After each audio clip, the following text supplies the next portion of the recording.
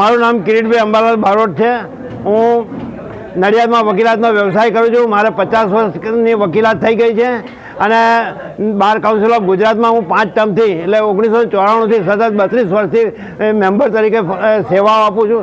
મેં નડિયાદ બારના વકીલોના હિત અને કલ્યાણ માટે ખૂબ પ્રયત્નો કર્યા છે અને મારી જીત છે એ નડિયાદ બારના વકીલોના સહકારથી જીત થયેલી છે।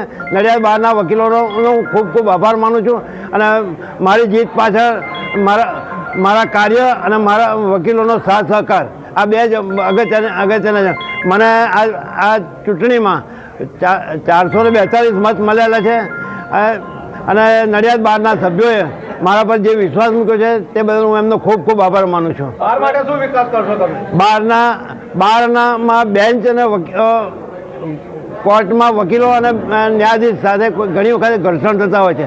તે વખતે ન્યાયાધીશનો પક્ષ નહીં લેતા વકીલોનો પક્ષ લઈ અને વકીલો માટે જે કંઈ કરવાનું હશે એ કરીશ।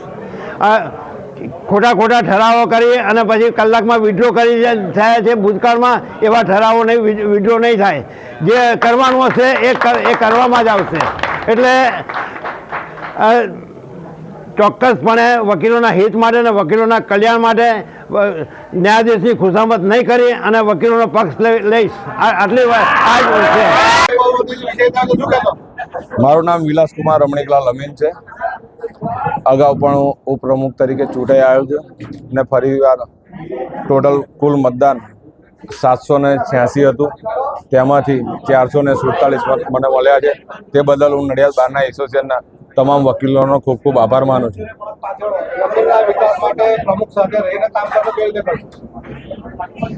રહી વાત પ્રમુખ સાહેબની, તો એ અમારા પહેલેથી ગુરુ છે અને એમની છત્રછાયામાં અમે ઘણું બધું શીખેલા છે અને એમના શીખાયા મુજબ એમણે જણાવ્યું કે વકીલ એક વસ્તુ એવી છે કે કોઈ પણના આગળ ઝૂકે નહીં।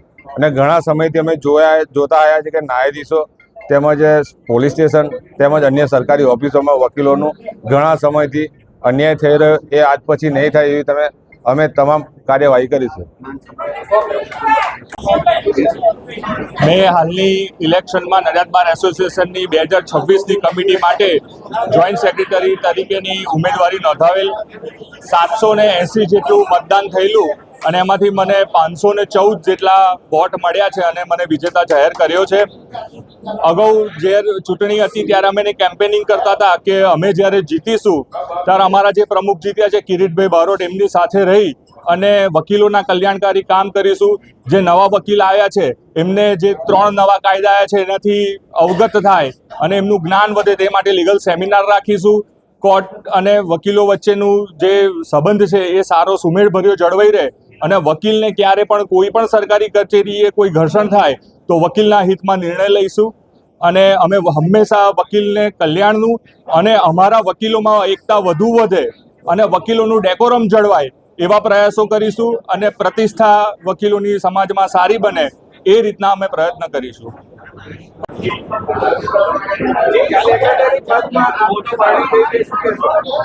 મેં નડિયાદ બાર એસોસિએશનમાં 2026ના અરસામાં સેક્રેટરી તરીકેનું ફોર્મ ભરી અને મને નડિયાદના તમામ વકીલ મિત્રોએ આજે વિજય બનાવ્યા। અગાઉ પણ મેં કમિટીમાં રહી છેલ્લા 5 વર્ષથી પણ હું કાર્યરત સેવાઓ આપી રહ્યો છું અને આ વખતે પણ મેં સેક્રેટરીની જે પોસ્ટ લીધી છે એમાં હું મારી રીતે અને મારા તમામ વકીલોના સહકારથી હું તમામ કાર્ય કરીશ તેવી ખાતરી આપું છું।